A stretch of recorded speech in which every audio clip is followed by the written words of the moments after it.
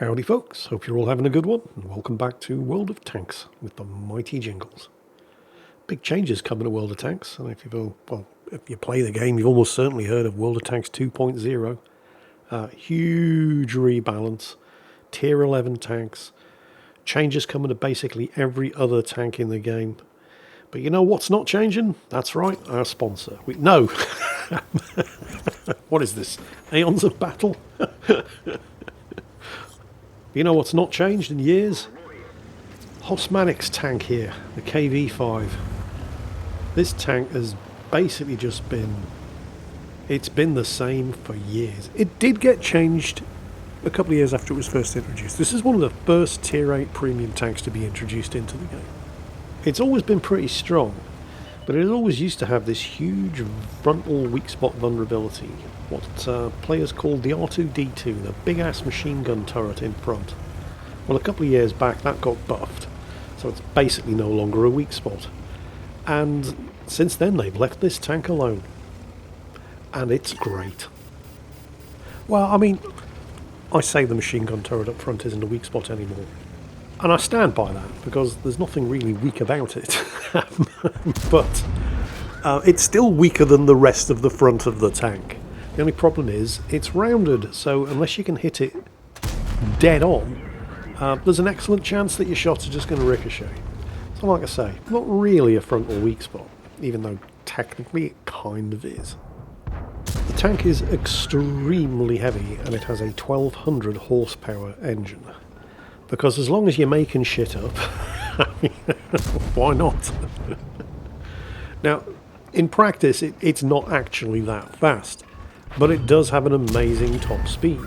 So if you can get yourself a run up, like if you're on top of a hill and there's an enemy at the bottom of the hill, ramming speed in this thing takes no prisoners.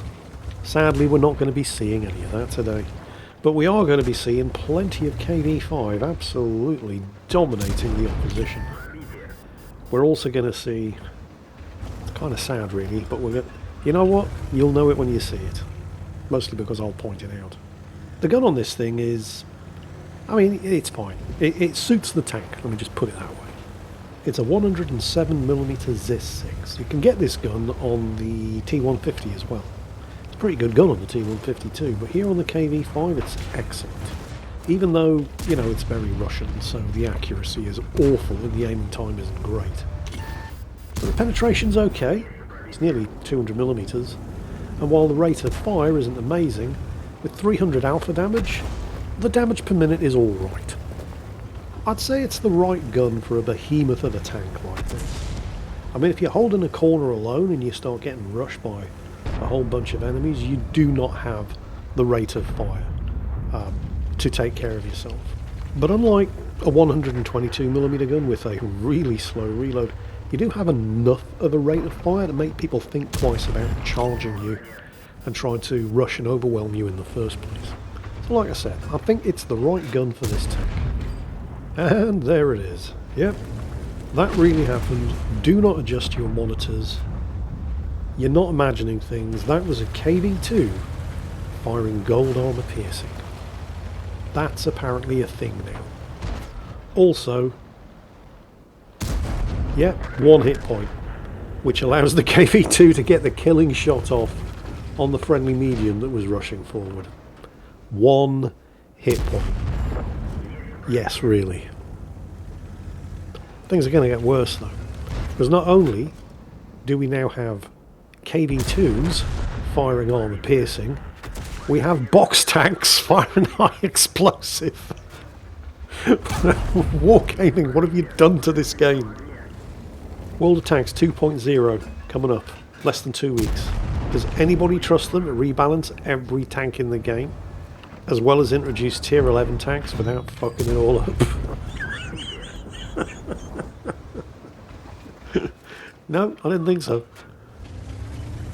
I think Hosmanic's just realised that he's basically the one holding the line here as he puts the box tank out of its high explosive misery. He's got a couple of beaten up tanks behind him, and he's pretty much the only thing stopping all of these enemies from overwhelming this this factory section. In fact, the team as a whole are being pressured pretty heavily the entire length of the line. You can't afford to let any of these guys through because that's basically where everything will start going to shit. Finishes off the A43. And I love this move. The KV2 is trying to go around him. At the same time, there's a Sherman Jumbo down there, and you don't want to expose your ass to that while dealing with a KV2. So if he follows the KV2 around, he's got a building between him and the Jumbo. Allows him to introduce the KV2 to an extremely unwelcome dose of surprise butt sex, keeping him safe from the Sherman Jumbo the entire time, and allowing him to... well, okay, it's a Russian gun, so he missed. Allowing him to assist his heavily pressured teammates on the northern flank up there. Takes out the T-43. I don't know if he's noticed that his gun has actually been damaged. And, well, actually there's nothing he can do about the fact that he's got a damaged gun because of the consumables he's running. Okay, so that... the fact that he's running with a damaged gun and the base accuracy on the gun when it's undamaged is 0.4, which is awful. Probably explains a lot of what you're about to witness for the next minute or so. It's not amazingly unusual to see KV5 drivers, like Hosmanic here, not actually using a repair kit, which means he has to put up with the damaged gun and the god-awful accuracy which is causing him to just miss shot after shot after shot on targets in the open. There it is again. I mean, technically that one wasn't a miss, but it didn't do any damage either. When you see the final result, yay, there it is, finally. Just ask yourself, if he'd actually had a repair kit in this battle, what his final score might have been. I mean, you could also say that if he wasn't running the high-octane fuel and the enhanced combat rations, then maybe some of the other shots that he'd taken that were kills might have missed, and we would have ended up with the same result. And, I mean, yeah, it's a good point. Feel free to hash it all out in the comments. But I don't know, I just feel like driving around with a damaged gun makes Mr. KV5 very sad. I'm sure it's not doing much to improve Hosmanic's mood either. I mean, he's on 7 kills, finally. He should have been on 7 kills about a minute ago. And if he'd been on 7 kills a minute ago with 3 enemies left, he might have been the one to kill the AT-7. He might have scored an actual hit on the ISU-152. And not just the ISU-152. I mean, you can see where I'm going with this. There was a potential Pools medal up for grabs here. And that extra minute of shooting time at the 3 remaining tanks, I mean, you know, would have, could have, should have, didn't. I'm just saying, the damaged gun pretty much made it impossible for him to get the Pools medal.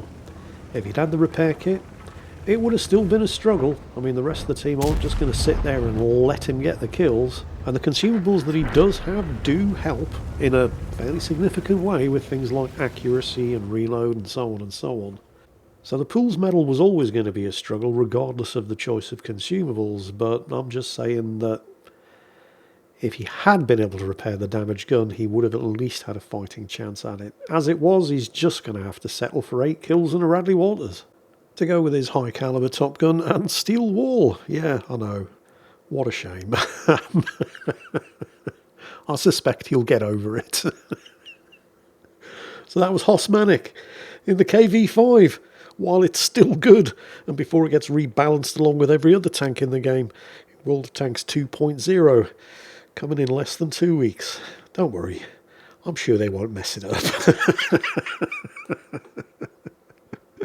Take care, and I'll catch you next time.